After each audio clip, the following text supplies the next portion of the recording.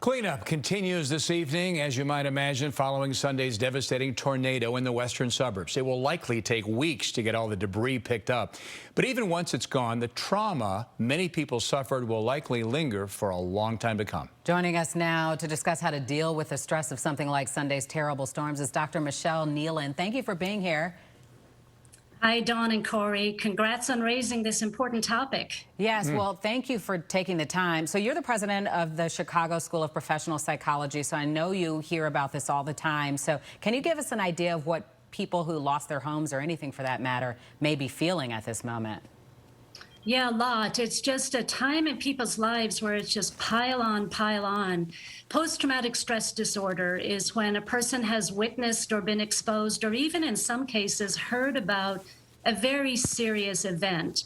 And it results in what we call traumatic stress, a very normal reaction that follows witnessing or being exposed to those events. So a person may be experiencing a change in their emotions, finding it hard to be happy, feeling sad, even irritable, angry, nervous, jumpy, difficulty sleeping. A lot of times people that have been traumatized avoid situations or people or memories associated with the trauma. They can have nightmares, flashbacks, and just in general, not feeling well.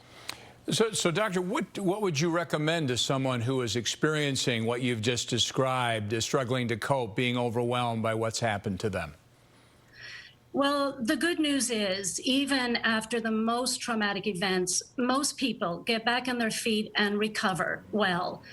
For some, the symptoms will linger. For them, my recommendation is first and foremost, and really always, if you are finding that you cannot recover, seek professional help. There are so many wonderful psychologists out there that know how to help you back on your feet, but be kind, be gentle to yourself. Seek support of loved ones and friends. Don't be afraid to take care of yourself. Eating well, sleeping well, exercising, all the things that can get you back on your feet. Well, we were hearing some of the stories from parents who obviously had damage at their homes, but they were talking about how their kids had to get out, get down, get into the basement. How do you talk to your kids about something like this when they've gone through it? And then also the kids who are watching it on television and seeing that just in one night, people lost their homes.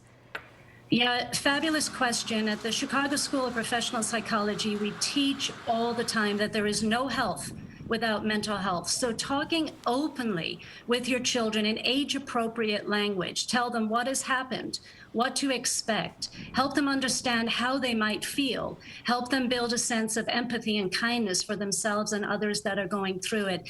And again, the same advice, if you find that your child has changed their emotions, their behaviors, pick up that phone, call a medical doctor, call a school counselor, get a good referral for a psychologist, and get the child the support that they need.